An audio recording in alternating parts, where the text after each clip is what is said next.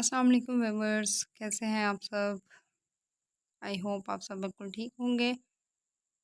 आज हम बात करेंगे एजुकेशनल पॉलिसी 1972 टू 80। जैसे कि आप जानते हैं पहली वीडियोस में भी हमने पॉलिसीज़ के बारे में बात की है। अक्सर स्टूडेंट्स को ये टॉपिक ज़रा बोरिंग लगता है, तो मैंने सोचा इस पे ज़रा अलग-अलग डिटेल से वीडियो बना ली जाए ताकि आपको इनकी समझ आ जाए। अक्सर एमसीक्यूज़ में इससे रिलेटेड क्वेश्चंस होते हैं और वैसे भी हर स्टूडेंट को पता होना चाहिए अपने हिस्ट्री का, अपने तालीमी निज़ाम का कि वो कैसे स्टार्ट हुआ और अब वो किस जगह पे है। तो आज हम बात करेंगे 1972। ये मैं बताती चलूँ कि सबसे ज़्यादा डिटेल्ड रिकमेंडेशन जो है 1972 की पॉलिसी में रिकमेंड की गई प्रीवियस पॉलिसीज़ की निस्बत। So, the President of Pakistan, Zulfikar Ali Bhutto, in his address to the nation on 15 March 1972, presented the salient feature of educational policy 1972 to 80. तो जुल्फ़िकार अली भुट्टो साहब पाकिस्तान के प्रेसिडेंट थे। उन्होंने कौम से ख़िताब किया और जो न्यू पॉलिसी वो पेश करना चाह रहे थे उसके बारे में उन्होंने उनको बताया। He observed that education system imposed in the pan was much rigid, inflexible, and was availed only by the privileged few who constitute the elite group in the country.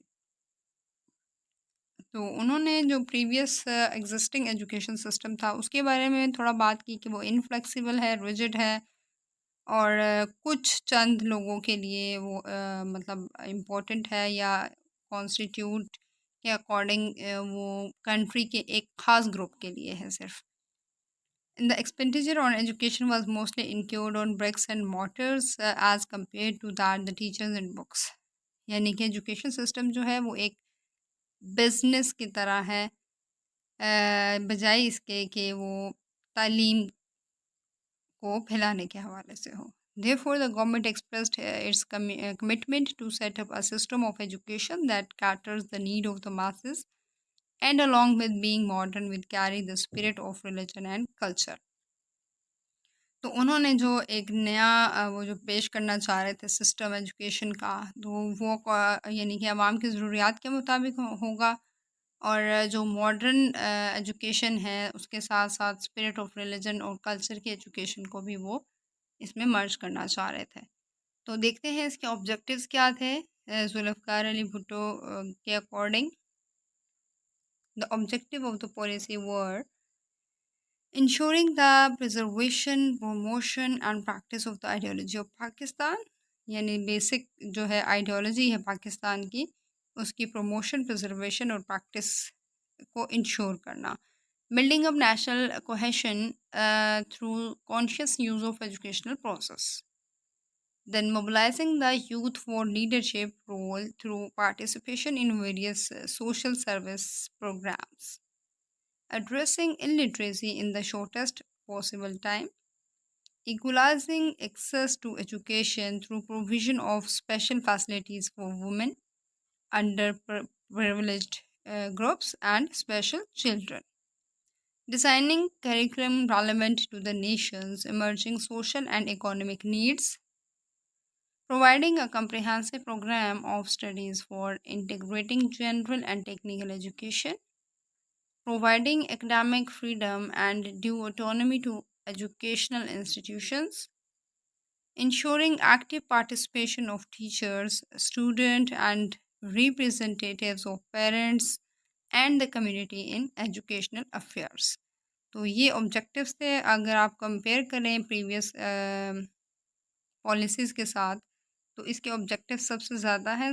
इन्होंने बहुत से इसमें एस्पेक्ट्स को हाईलाइट किया। Free and universal education. The policy forwarded the following statement on free and universal education. Education will be free and universal up to class 10. This would be achieved in two phases. In one phase, in the first phase, from 1st October 1972, education up to class 8 would be made free for boys and girls in all types of school. यानी कि उसको education को free और universal किया जाएगा दो phases में। उन्होंने दो फेजेस रिकमेंड की। पहली में जो ये था कि 1972 1 अक्टूबर तक 8 क्लास तक की जो एजुकेशन है वो गर्ल्स बॉयज़ सब के लिए फ्री होगी और फेज़ 2 में starting from 1 October 1979 free education would be provided to class 9th and 10th in all. और जो दूसरी उसकी फ़ेज़ होगी वो 1979 तक का टारगेट था कि उसमें जो 9th-10th की क्लासेस होंगी वो भी फ्री एजुकेशन होगी। उसके बाद एलिमेंट्री एजुकेशन की अगर बात करें according to the 72 policy, so in the policy it was anticipated that primary education would become universal for boys 1979 and for girls 1984। तो ये भी उसमें एक टारगेट था कि 79 तक बॉयज़ के लिए यूनिवर्सल एजुकेशन होगी प्राइमरी एजुकेशन, और 84 तक गर्ल्स के लिए उनका एक टारगेट था। To accommodate the increased enrollment 38,000 additional rooms for primary classes and 23,000 rooms for middle classes would be constructed। तो इनरोलमेंट ऑब्वियसली जब उनका ये टारगेट था कि हमने इतने बच्चों को इनरोल करना है, एडमिशन देना है, उनको एजुकेट करना है, तो इतने रूम्स जो थे उन्होंने कहा कि मिडिल क्लास के लिए और इतने प्राइमरी के लिए कंस्ट्रक्ट किए जाएंगे। In providing school facilities priority would be given to rural and backward areas. Backward area में और रूरल एरिया में तमाम फैसिलिटीज़ जो हैं वो प्रोवाइड की जाएंगी। And the next is the universalization of elementary education would require 2.25 lakh additional teachers। तो बहुत ज़्यादा टीचर्स को भी उन्होंने इसमें किया कि यूनिवर्सलाइजेशन एलिमेंट्री एजुकेशन के लिए, उसकी यूनिवर्सलाइजेशन के लिए इतने टीचर्स जो हैं हम इसमें मज़ीद इनकी ज़रूरत पड़ेगी। Text books and writing materials should be provided free to primary school children। उसके बाद text books and writing material would be provided free to primary school children. उनको सारा जो राइटिंग मटेरियल है और बुक्स का जो भी मटेरियल है टेक्स्ट बुक का, वो प्राइमरी स्कूल के जो बच्चे हैं उनको फ्री में उनको प्रोवाइड किया जाएगा। Curricula, syllabus and textbooks would be revised to eliminate overloading and emphasize the learning of concepts, skill and encourage observation, experimentation, practical work and creativity। तो एलिमेंट्री लेवल की हम बात करें तो उसमें रिकमेंड किया गया कि बहुत ज़्यादा जो ओवरलोड बच्चों पे है यानी एक्स्ट्रा काम, वो उसमें से ख़त्म कर देंगे। करिकुलम में से, सिलेबस या टेक्स्ट बुक में से जस्ट लर्निंग कंसेप्ट पे जो फोकस किया जाएगा, स्किल पे फोकस किया जाएगा, स्पेशली ऑब्जर्वेशन पे, एक्सपेरिमेंटेशन और प्रैक्टिकल वर्क की जो है हौसला अफजाई की जाएगी और क्रिएटिविटी की। तो अब देखते हैं कि सेकेंडरी और इंटरमीडिएट एजुकेशन के हवाले से क्या रिकमेंडेशन थी। एनरोलमेंट की अगर हम बात करें, as tested earlier in the policy would be made free which would provide access to secondary education to children from the less privileged families।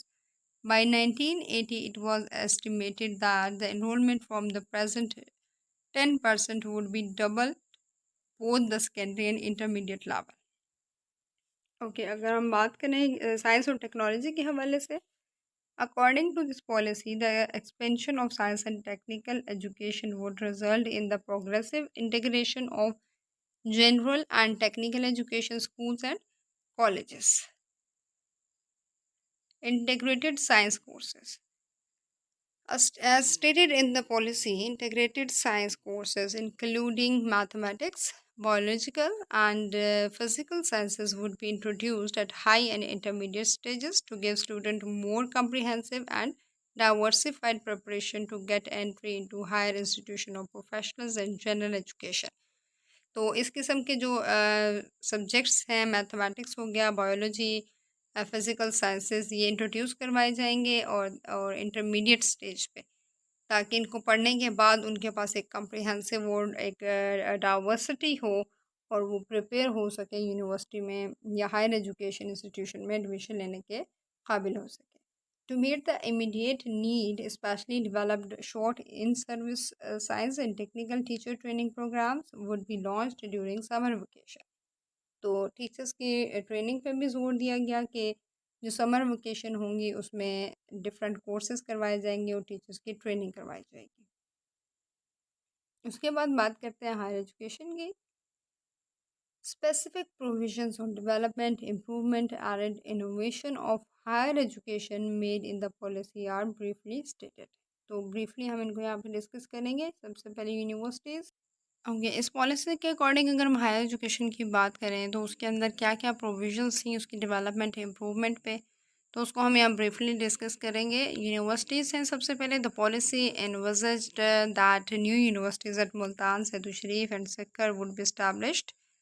तो ये यूनिवर्सिटीज़ जो इस्टेब्लिश की जाएंगी। Jamia Bahawalpur would be converted into full fledged university. The agriculture college of Tandojam, NBD Engineering College Karachi, and the Agriculture University of Lalpur. Now Faisalabad will have addition of new faculties. You know कि लालपुर जो है फैसलाबाद का पुराना नाम है। A constituent medical college would be added to the University of Balochistan. A collaborative program would be developed between Pakistan Institute of Nuclear Science and Technology and universities. University Grant Commission. In order to coordinate the programs of universities and develop their faculties without duplication and waste, a University Grant Commission would be established.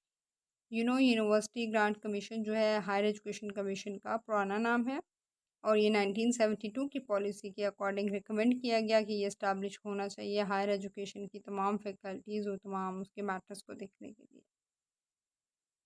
उसके बाद university ordinance. The ill-famed university ordinance, which had caused much unrest among the students and teachers, would be replaced by enlightened and progressive legislation that would democratize the working of universities. Okay, उसके बाद है professional councils. For maintaining standard of education in various professional fields and to maintain uniformity among them, professional councils would be established for agriculture, law, and engineering. Then centers of excellence. To minimize the dependence of foreign training for our experts and specialist centers of excellence would be established, which would be financed by the central government. Central government इनको finance करेगी. Area study centers. The policy maintained that area study centers for research and advanced studies of contemporary societies would be established. General universities. Pakistan Study Center, as there was inadequate understanding of the language and literature of one region by the other region of Pakistan. और उसमें understanding जो थी inadequate थी कि language और literature को समझने के लिए एक दूसरे के रीजन की। Therefore it was thought necessary that each general university should establish a department of undergraduate study of languages, literature, culture of various regions of Pakistan. तो ये सजेस्ट किया गया उसमें कि हर यूनिवर्सिटी में जो है एक डिपार्टमेंट होना चाहिए under graduate study of languages का, लिटरेचर और कल्चर्स का, पाकिस्तान के डिफरेंट रीजन्स से रिलेटेड। उसके बाद shift toward science and technology. The policy envisaged that a progressive integration would be achieved of general, scientific and technical education at degree level.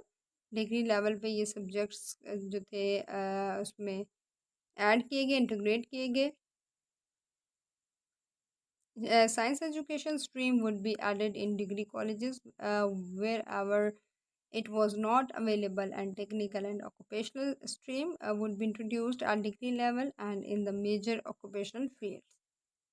Then national professorship, a program of national professorship would be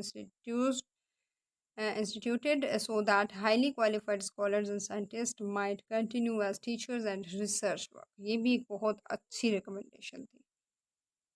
then national research, आप अभी देख रहे होंगे कि 1972 की policy में सबसे ज़्यादा रिकमेंडेशन है अभी तक की पॉलिसीज़ में। Fellowship as no program in the country existed to assist and encourage scientists, heritage scholars of outstanding merit to continue their studies and research work. Therefore, a national research fellowship would be initiated in universities and other appropriate institutions. तो ये भी एक बहुत अच्छा initiative था। उसके बाद people's open university. According to the policy, People's Open University would be established to provide part-time education facilities um, through correspondence courses, tutorials, seminars, workshop level labs, TV and radio broadcast, and other main communication media. आप इसका नाम तो आप सबको पता ही होगा कि अल्लामा Iqbal open university का जो पुराना नाम है वो पीपल ओपन यूनिवर्सिटी है। ये यूनिवर्सिटी की रिकमेंडेशन की गई 1972 की पॉलिसी में कि पार्ट टाइम एजुकेशन, यानी कि आप जॉब के साथ भी एजुकेशन कर सकते हैं, आप घर के कामों के साथ भी एजुकेशन ले सकते हैं इस यूनिवर्सिटी से। आप अपने डोर स्टेप पे एजुकेशन ले सकते हैं कॉरस्पॉन्डेंस कोर्सेज के through, tutorial, seminar, workshop, labs, TV, radio broadcast, disease, इस सब के through. Book bank national book foundation, अब ये भी एक बहुत इम्पोर्टेंट इनिशिएटिव था और ये भी 1972 की पॉलिसी में रिकमेंड किया गया। Book bank would be established in colleges and universities for students. Moreover, a national book foundation would be established to strengthen the national production of books and reading material to compete with similar foreign material effectively. Thank you so much. अपना ख्याल रखिएगा। इंशाल्लाह next video में हम आपको एक और policy के बारे में बताएंगे। तो तब तक अपना ख्याल रखिएगा, दुआओं में याद रखिएगा। अल्लाह हाफ़िज़।